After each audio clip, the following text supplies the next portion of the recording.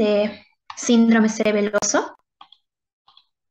Para empezar con el tema, vamos a ver un pequeño caso clínico acerca de el síndrome cerebeloso como una introducción para ir viendo más o menos cuál es el cuadro clínico en sí que vamos a ver en estos pacientes. Entonces, se trata de un hombre de 37 años de edad que acude al hospital por presentar vértigo posicional que no le permite conservar el equilibrio adecuadamente, disfonía y cefalea holocraneal de predominio matutino. En sus antecedentes, padece crisis convulsivas tónico-clónicas generalizadas desde hace 5 años. En cuanto a la exploración neurológica, se encuentra un paciente orientado con disartria, nistagmo horizontal, con componente rápido a la derecha y nistagmo vertical, sin papiledema al examen de fondo de ojo, hipoestesia facial en el territorio del nervio trigémino, tanto en su rama 2 como en su rama 3, parálisis facial periférica izquierda, hipoacusia neurosensorial izquierda, disfagia, hipoestesia velopalatina izquierda, ausencia de reflejo nauseoso, disfonía, paresia bilateral del 9º y 12º par craneal, hemiparesia faciobraquial izquierda con fuerza 4 cruces sobre 5, reflejos de estiramiento muscular aumentados de manera generalizada, dismetría, disdiadococinesia bilateral de predominio izquierdo, marcha táxica y reflejos patológicos como el signo de Babinski positivo y Chaddock, que es una de las maniobras de los sucedáneos de Babinski, que también se puede hacer, Chaddock bilateral positivo, Stewart-Holmes también positivo y Romberg bilateral positivo. Presenta además un temblor de intención de predominio izquierdo. Entonces, como se podrán dar cuenta, en acá no únicamente estamos viendo un síndrome cerebeloso, que tal vez no lo saben, pero en aquí se ve sintomatología tanto de síndrome cerebeloso, que está marcado propiamente en amarillo en esta parte sobre todo, pero también se ve otro tipo de sintomatología que nos puede hacer pensar en otra localización de la lesión. Entonces, básicamente lo que en este paciente se hizo, como lo que se debería hacer en cualquier paciente que encontramos todas estas características, se debería averiguar la causa, qué está lesionando todas estas áreas y qué nos está produciendo toda esta sintomatología. En sí, básicamente, se hizo una resonancia magnética al paciente, en donde se pudo evidenciar una tumoración del ventrículo izquierdo, como vemos en acá y en acá. En este corte se pudo hacer con gadolinio, donde se ve un realce del tumor, y en este corte sagital, en secuencia T2, se puede ver que el tumor se extiende incluso hacia el tronco encefálico. Entonces, este tumor básicamente está comprometiendo el cerebelo, pero también está comprometiendo otras regiones. Y lo que me interesa acá es ver sobre todo la sintomatología del cerebelo para nosotros poder entender o ver más o menos cómo se presentaría un paciente que tiene síndrome cerebeloso. Entonces, empecemos con la parte de un breve recuerdo anatómico. Vamos a comenzar diciendo que el cerebelo es un órgano que se encuentra a nivel de la fosa posterior del cráneo, debajo del cerebro, y vamos a tener que este va a tener una estructura similar al cerebro, porque va a tener igual de la misma manera lóbulos, va a tener una corteza y va a tener fibras en su interior de sustancia blanca. El cerebelo se va a comunicar con el tronco encefálico por medio de pedúnculos cerebelares, como el superior, el inferior y el medio. El medio es el más prominente. Estos van a llevar fibras nerviosas hacia el tronco encefálico y propiamente también las van a traer hacia el cerebelo. Esto va a ser sin duda una de las cosas más importantes porque esto va a permitir al cerebelo tener conexión con distintas partes, tanto inferiores como superiores. En cuanto a una revisión rápida acerca de la anatomía propia del cerebelo, vamos a ver que tiene un vermis, tiene dos hemisferios, uno cerebeloso izquierdo, cerebeloso derecho, tiene un extremo rostral, un extremo caudal, tiene una fisura primaria, tiene un lóbulo anterior, tiene un lóbulo posterior. En cuanto a la cara inferior o ventral, vamos a ver que tiene también la extensión del vermis, tiene además un lóbulo posterior, tiene un surco, tiene la tonsila, tiene la parte anterior que se denomina paleocerebelo y la parte posterior el neocerebelo y un lóbulo flóculo nodular que está formado por un nódulo que es la parte central en azul y el flóculo que es la parte lateral que sale del nódulo y que esto totalmente se le denomina el arquicerebelo. Entonces acá tenemos lo que les mencionaba, el lóbulo anterior que es el paleocerebelo, el lóbulo flóculo nodular que básicamente va a ser el arquicerebelo y el lóbulo posterior, que es el neocerebelo. En cuanto a sus funciones, el lóbulo anterior va a tener la función de regular el tono muscular, el arquicerebelo de regular el equilibrio y el neocerebelo de la coordinación de movimientos voluntarios que se realizan. En cuanto a las funciones del cerebelo, básicamente vamos a tener que este va en tono muscular, como ya habíamos visto, porque región está encargada esta función. Luego también tiene una función en cuanto a la coordinación de movimientos agonistas y antagonistas para poder coordinar movimientos opuestos y coordinados. También tiene una relación con la postura, el equilibrio, además tiene una relación con la capacidad métrica o la metría, también tiene relación con la predicción de posiciones, la fluencia del lenguaje, los procesos de aprendizaje motor, la percepción visual y espacial de lo que nosotros percibimos en nuestro medio, también tiene una relación con las funciones del cerebelo. En cuanto a las características del cerebelo, como ya les decía, tiene una corteza y tiene sustancia blanca. En la corteza empieza con las células de la capa molecular, la capa de células de Purkinje y la capa granular. Estas van a enviar fibras, por lo que ya conocemos que son los pedúnculos cerebelares, y en su interior tiene sustancia blanca, que básicamente son fibras, y entre estas fibras el vestigial. En cuanto a las vías de comunicación, va a tener tanto vías aferentes como eferentes, que estas se van a encargar sobre todo de la regulación, de la coordinación de movimientos y de la propiocepción, porque sabemos que estas van a venir a partir de las fibras musculares, van a llegar a la médula y de la médula van a ir a la corteza cerebelosa. Hay tanto una anterior, también hay una dorsal, entonces van a subir y a través de los pedúnculos cerebelares van a llegar hacia la corteza. Y esto está en relación a la parte de la regulación motora, sobre todo que tiene el cerebelo. En la parte de las vías aferentes vestíbulos cerebelosas, vamos a tener que van a estar encargadas del equilibrio por la relación que tiene con el nervio vestibular, que estas fibras por lo general van a llegar desde la parte del oído donde se encuentra la parte del sistema vestibular y va a llegar a los núcleos vestibulares y pueden llegar de ahí al cerebelo o directamente desde el sistema vestibular llegan hacia la corteza cerebelar. Y también tenemos otros como las vías aferentes frontopontocerebelosas, olivocerebelosas, retículocerebelosas. También recordar que el cerebelo va a enviar aferentes hacia la corteza cerebral y de la misma manera la corteza cerebral va a enviar fibras o respuesta hacia la corteza cerebelosa, esto para la coordinación de movimientos. En las vías eferentes vamos a tener que el cerebelo va a enviar vías eferentes hacia la corteza, como ya les mencionaba, hacia el tálamo, hacia el y a los núcleos vestibulares. Al igual que recibe aferencias, también manda eferencias hacia los núcleos vestibulares y propiamente hacia el sistema vestibular. Entonces, pasando ya a la definición de qué es un síndrome cerebeloso, este va a ser un conjunto de signos y síntomas ocasionado por la alteración de la anatomía funcional del cerebelo, que provoca pérdida de la fuerza, debilidad muscular, temblor intencional y alteraciones de la marcha. En cuanto a la epidemiología, sabemos que en sí la prevalencia de la ataxia cerebelosa de tipo autosómico dominante se estima que es 1 en 37.000 en todo el mundo. Las etiologías hereditarias congénitas generalmente van a ser diagnosticadas al nacer o durante la infancia y por lo general las etiologías vasculares van a encontrarse más en pacientes mayores de 50 años de edad. En general se presenta de igual manera en ambos sexos, pero se ha visto que hay una predominancia un poco más en los varones.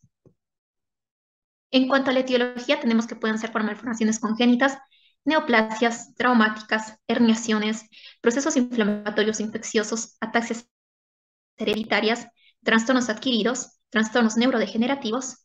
En cuanto a la fisiopatología, vamos a ver que si se lesiona alguna parte, hay una desaparición o trastorno de la función del cerebelo, va a haber una irregularidad o fragmentación de las secuencias motoras normales, por lo que ya vimos las diferentes vías de conexión que tiene el cerebelo y que ayuda a coordinar los movimientos. Entonces va a haber unos defectos de la velocidad del arco y la fuerza de movimiento con estimulación insuficiente o excesiva del órgano destinatario. Además va a haber una perturbación secundaria de la sucesión motora trifásica agonista-antagonista, lo que va a evitar que los pacientes puedan generar movimientos opuestos coordinados.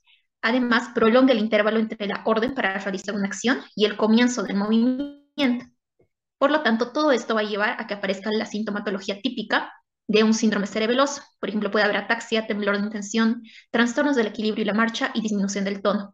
Es por eso que al cerebelo se lo conoce como un director de orquesta, porque este ayuda a que todos los movimientos que nosotros realizamos estén coordinados y sean aptos. También, como ya les mencionaba, básicamente todo lo que son los lóbulos tienen funciones especiales y esto los hace cumplir. Por ejemplo, el lóbulo anterior puede llegar a afectarse y tener trastornos de la marcha con ataxia de miembros inferiores. En caso del lóbulo flóculo-nodular puede haber trastornos de la marcha, postura y equilibrio. Y en el lóbulo posterior puede haber alteraciones ya en la coordinación de movimientos provocando dismetría, que es la incapacidad del paciente de alcanzar objetos, por ejemplo, porque puede tener una hipometría o una hipermetría. Es decir, puede llegar a un movimiento mucho más amplio o hacer un movimiento mucho más corto que no le permite agarrar objetos, o también puede tener ataxia de miembros. En cuanto a la clínica, básicamente vamos a tener manifestaciones clínicas que las vamos a dividir en signos y síntomas. En los signos vamos a tener todo lo que son los trastornos estáticos, cinéticos, de movimientos pasivos y otros. En cuanto a los estáticos, vamos a tener la astasia, desviaciones, temblor, hipotonía muscular. Vamos a agrandar acá. Y los cinéticos vamos a tener la marcha titubeante, marcha del ebrio, dismetría, adiadococinesia, braditeleocinesia, está aquí mal escrito, reflejos pendulares, ataxia, y la ataxia a su vez puede ser de pequeña sinergia o de gran asinergia. En la pequeña sinergia podemos realizar estas pruebas de la flexión del tronco, de la inversión del tronco, de la flexión de la pierna y prueba del arrodillamiento. Y de movimientos pasivos tenemos la prueba de pasividad de Andrew Thomas, pruebas de resistencia de Stewart Holmes y otros como las alteraciones del lenguaje, nistagmo, trastornos de la escritura. En cuanto a los síntomas, podemos llegar a tener vértigo, cefalea y vómitos.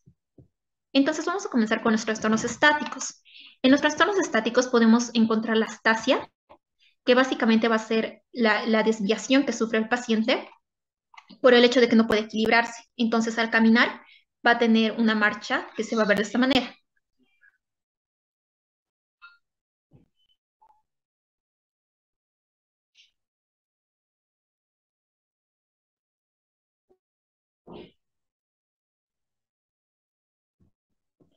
Bueno, esa es la astasia. Luego tenemos el temblor de actitud, para lo cual le pedimos al paciente que ponga sus manos delante de él y vamos a ver que va a empezar a haber un temblor que generalmente es de pequeña amplitud y es fino. Entonces, este es el tipo de temblor que se va a presentar en sus pacientes. También podemos hacer desviaciones, que cuando le pedimos al paciente que haga la marcha en tándem, el paciente va a tender a desviarse, ya sea hacia los laterales o hacia anterior o posterior.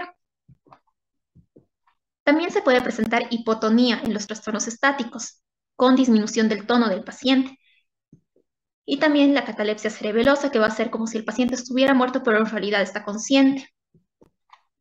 En cuanto a los trastornos cinéticos, vamos a tener la marcha titubeante o marcha de ebrio, que se va a caracterizar por un aumento de la base de sustentación, con un balanceo, además que los brazos van a tender a arquearse un poco para evitar caerse, y eso es lo que vamos a ver acá. Vamos a ver una interpretación de la marcha de ebrio o cerebelosa.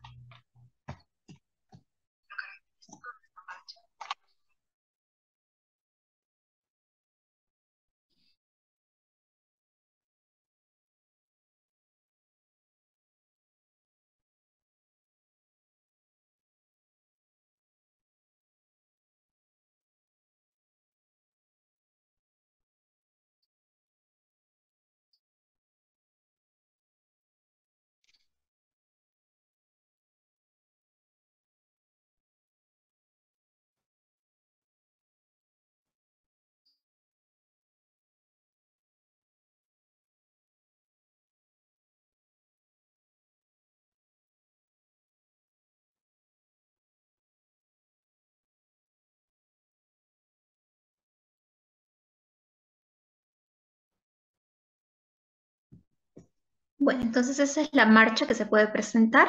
Luego tenemos la dismetría, que va a ser básicamente lo que les explicaba, la incapacidad de saber cuánto se debe ejercer en cuanto a la longitud en un movimiento para alcanzar algún objeto. Y esto se puede evaluar con distintas pruebas que las vamos a ver más adelante de una manera más práctica. Y también tenemos la adiadococinesia, que va a ser la incapacidad de generar o de realizar movimientos coordinados. Acá vamos a ver cómo se realiza esta prueba.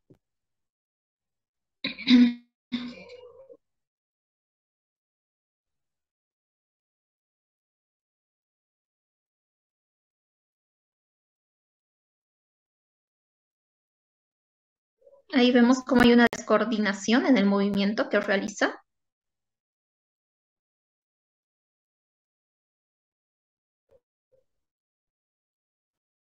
Y con esa mano también tiene más dificultad en coordinar el movimiento que está realizando. Se ve la dificultad clara. Ahora vamos a pasar a ver otra alteración que puede ser la braditeleocinesia, que básicamente va a ser la incapacidad, o bueno, que el paciente básicamente para realizar los movimientos ha separado los movimientos, los ha desmenuzado, por así decirlo, en movimientos más pequeños. Y entonces, cuando, por ejemplo, se quiere sentar, nosotros iríamos y nos sentaríamos directo, pero estos pacientes generalmente tienden a hacer todos los movimientos de manera muy pausada y muy separada. Primero doblan las rodillas, luego flexionan los muslos, luego recién se sientan, o sea, van desmenuzando los movimientos en movimientos más pequeños y de esa manera se va a ver la braditeleocinesia. En cuanto a los reflejos pendulares, estos van a ser secundarios a la hipotonía que presenta el paciente. Y cuando nosotros vamos a realizar la evaluación de los reflejos osteotendinosos profundos o profundos, vamos a ver que el paciente va a, ya sea si lo realizamos en las piernas o en el tríceps, vamos a ver que el miembro en donde estamos realizando el reflejo va a caer como si fuera un péndulo, de manera flácida. Entonces, esto es secundario a la hipotonía que presenta el paciente. En cuanto a la ataxia, como ya les decía, puede ser de pequeña sinergia o gran asinergia. En la pequeña sinergia, nosotros vamos a hacer la prueba de flexión del tronco, también vamos a hacer la prueba de inversión del tronco y la prueba de flexión de la pierna y la prueba del arrodillamiento. Entonces, básicamente la ataxia va a ser esta incapacidad de coordinar los movimientos y por lo tanto el paciente va a tener una marcha en donde la base de sustentación va a estar amplia. El paciente va a tender a levantar más el pie al momento de realizar la marcha y va a tender a balancearse, básicamente. Entonces, en la pequeña sinergia, las pruebas que vamos a realizar van a ser estas. Esta es la prueba de flexión del tronco que vemos acá. El paciente tiene que estar en decúbito supino primero y después de eso nosotros le decimos que trate de incorporarse solo usando la parte del tronco, flexionando el tronco. Pero inevitablemente cuando el paciente trata de incorporarse va a flexionar también la pierna. Entonces, de esta manera vamos a tener que hay la prueba de flexión del tronco, luego tenemos la prueba de la flexión de la pierna, en donde al paciente le vamos a pedir que toque con su talón su glúteo o su nalga, pero el paciente va a tender primero a hacer una extensión completa de la pierna y posteriormente va a dejar caer de manera súbita su talón sobre su glúteo. Luego tenemos la inversión del tronco, en donde al paciente le pedimos que se vaya hacia atrás un poco. Generalmente un paciente normal lo que haría es flexionar un poco las rodillas para evitar caerse. Los pacientes que tienen síndrome cerebeloso van a dejar sus rodillas rectas y por lo tanto van a tender a caerse. En cuanto a la prueba del arrodillamiento, vamos a tener que se le pida al paciente que se arrodille sobre una silla, agarrándose de ella. El paciente que tiene lesión cerebelosa va a tender a elevar más la rodilla del lado afectado cuando se vaya a arrodillar sobre la silla. En cuanto a la ataxia cerebelosa, también es importante saber que no solo hay ataxia cerebelosa, hay ataxia sensitiva, vestibular. Entonces, hay que hacer una diferencia y claramente puede ser en cuanto a su etiología, pero también hay que ver que en la ataxia cerebelosa va a haber una prueba de Romberg negativo. ¿Qué genera la prueba de Romberg? Como ya sabemos, es una prueba en la que nosotros vamos a pedirle al paciente que se pare, que lleve sus manos hacia adelante y que cierre los ojos. Y si fuera una prueba de Romberg positiva, pues puede desviarse hacia un lado o hacia otro y tender a caerse. Y esta generalmente va a ser positiva en la ataxia sensitiva y en la vestibular, pero no así en la ataxia cerebelosa. Continuando, vamos a tener que también la ataxia puede ser, como ya les decía, de gran asinergia. Y en esta ataxia de gran asinergia, vamos a tener que el enfermo camina exagerando la flexión del muslo y levanta el pie más de lo necesario. Luego lo lleva hacia adelante, todo el miembro inferior, pero le cuesta llevar todo su cuerpo, todo su tronco hacia la parte anterior simultáneamente. Entonces siempre generalmente requiere de una tercera persona que lo ayude. Esta es la ataxia con gran asinergia. En cuanto a los trastornos de movimientos pasivos, vamos a ver que puede presentarse, por ejemplo, podemos realizar la prueba de pasividad de Andrew Thomas, en donde el médico se para detrás del paciente, lo va a agarrar del tronco y lo va a empezar a hacer un balanceo de izquierda a derecha y de esa manera vamos a ver una especie de balanceo de los brazos y van a hacer como que va a estar aumentado eso en el lado de la lesión. Entonces un brazo va a tender a balancearse de manera más enérgica, de adelante hacia atrás, en el lado de la lesión. Y esto también es secundario a la hipotonía. En cuanto a la prueba de la resistencia de Stewart-Holmes, vamos a ver que esta va a darse porque le vamos a pedir al paciente que haga una fuerza contraria a la que nosotros realizamos. Le podemos pedir que nosotros le decimos, yo voy a jalarle y usted tiene que tratar de que no, de ejercer una fuerza opuesta. Entonces vamos a hacer eso y en un momento determinado lo soltamos y eso también debemos decirle al paciente. Lo soltamos y generalmente un paciente sano va a hacer lo que vamos a ver a continuación.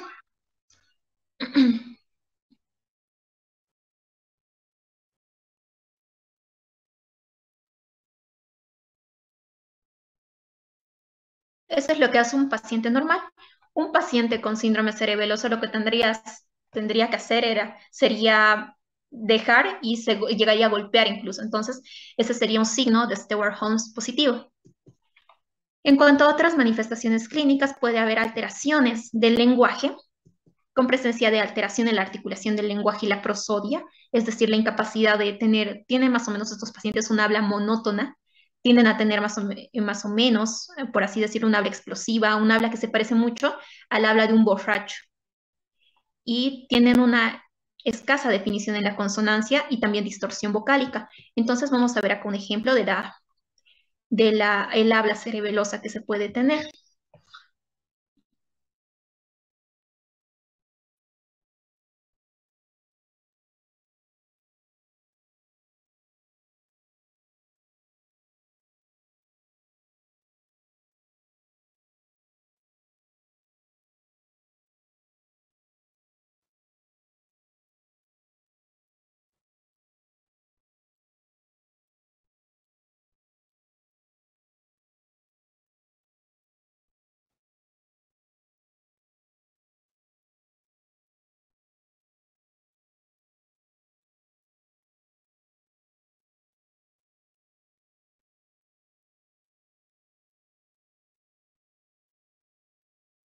Bueno, como se podrán dar cuenta, la alteración del lenguaje hace similar mucho a lo que les decía un paciente que está ebrio, que está borracho. Entonces, esto, como podrán imaginarse, les trae muchas complicaciones a estos pacientes en su vida laboral. Por lo tanto, también esto puede ser una de las razones por las que consulten, porque estos pacientes suelen tener mucha dificultad para comunicarse y sus mismos jefes pueden llegar a pensar que están borrachos. Entonces, puede ocasionar este tipo de malestar en el paciente. En cuanto a otras alteraciones, podemos ver el nistagmo, que se puede presentar generalmente en el caso de un síndrome cerebeloso, va a ser un nistagmo que puede ser rotatorio, puede ser lateral, horizontal o vertical también, que son básicamente estos movimientos oscilatorios rápidos y como les decía, pueden ser de las configuraciones que ya les dije, rotatorio, horizontal o vertical. Y en el trastorno de la escritura se puede presentar una meganografia, que es decir, que el paciente cerebeloso va a escribir de manera con una letra grande. Y en los síntomas vamos a tener el vértigo, la cefalea y los vómitos. Es importante hacer una diferenciación entre el vértigo de origen central y periférico, mencionando siempre que el periférico es más frecuente. Sin embargo, el central puede llegar a presentarse y hay que ver las diferencias para saber hacia qué nos estamos enfrentando. Entonces, en el vértigo central, en cuanto a la latencia de síntomas y nistagmus, tenemos que en el central no va a haber ninguna, en cambio en el periférico hay de 5 a 40 segundos. En la intensidad de síntomas va a ser severa en el periférico, en cambio en el central es leve a moderada. La duración del nistagmus va a ser menor a 1 minuto en el periférico y mayor a 1 minuto en el central. En la dirección del nistagmus va a haber una rotación o rotacional, horizontal, pero nunca vertical. Esto es importante. Y en el vértigo central puede ser de cualquier manera, rotacional, horizontal o vertical. Eso es lo que los diferencia también. En cuanto a la fatigabilidad, sí se encuentra presente en el vértigo periférico y no se encuentra en el vértigo central. La alteración en la marcha, leve en el periférico y severa en el central, con la lateropulsión. La hipoacusia tinnitus puede estar presente en el periférico, pero ausente o normalmente ausente en el central. Y la focalización neurológica no está presente en el periférico, pero sí en el central. Luego vamos a ver la parte de los síndromes del cerebelo, que también en la parte clínica vamos a diferenciarlos. Tenemos el síndrome vermiano-rostral, vermiano-caudal, el síndrome de hemisferios cerebelosos y el síndrome pancerebeloso. Entonces, el síndrome vermiano-rostral, vamos a tener que este se dibuja también como una especie de homúnculo, como en el cerebro, que la cabeza va a estar a nivel del lóbulo posterior, en el vermis va a estar el tronco, las extremidades superiores a nivel de los lóbulos posteriores y las extremidades inferiores a nivel del lóbulo anterior.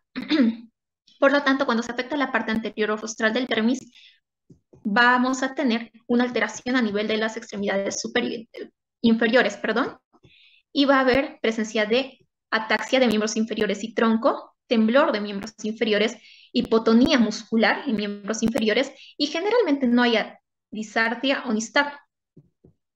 En la causa vamos a tener como principal intoxicación crónica por alcohol. En cuanto al síndrome vermiano caudal, vamos a tener que de la misma manera, vamos a ver la disposición y vamos a ver que va a afectar sobre toda la parte superior del cuerpo, cuando se afecta sobre todo el lóbulo flóculo nodular o también el lóbulo posterior. En cuanto entonces a esto, vamos a tener que el paciente va a tener una alteración en la parte superior del cuerpo, va a presentar ataxia, puede presentar la ataxia que afecta al tronco, también ataxia de miembros superiores e inferiores, y generalmente no presenta ni disartria ni nistagmus, pero puede tener trastornos de la marcha. En niños se puede presentar vómitos en proyectil y cefalea, y la causa más frecuente es el meduloblastoma. En cuanto al síndrome de los hemisferios cerebelosos, vamos a ver que generalmente se puede afectar o un hemisferio o el otro, y esta afectación va a ser de manera homolateral a la lesión. Entonces afecta el lóbulo posterior, así como el lóbulo anterior o una parte de él. Y el paciente va a tener una sintomatología que va a afectar a una mitad del cuerpo. Las lesiones van a expresarse del mismo lado de la lesión. El paciente va a presentar ataxia de miembros superiores e inferiores afectados y también va a presentar lateropulsión en la marcha, hipotonía, disartria y nistagmos del lado afectado. Puede ser secundario a hemorragioblastoma, absceso y en niños astrocitoma. En cuanto al síndrome pancerebeloso, va a afectar de manera difusa todo el cerebelo, se va a ver afectado todo el cuerpo y el paciente puede llegar a presentar ataxia en miembros superiores, inferiores, hipotonía de los miembros superiores e inferiores. Además, puede presentar nistagmo y disartria. Y en las causas vamos a tener que puede ser por infecciones, hipoglicemia, hipertermias, intoxicaciones o paciente alcoholizado. Entonces, en el diagnóstico para ya casi terminar, vamos a ver de qué se realiza la anamnesis.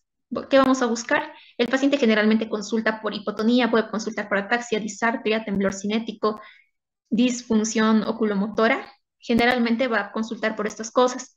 Muy raro que consulte por vértigo, porque como ya hemos visto, es leve, de leve intensidad, no así como en el vértigo periférico. Entonces puede llegar a consultar por esto el paciente y también es importante realizar una buena anamnesis para llegar a la causa del problema que está causando el síndrome cerebeloso.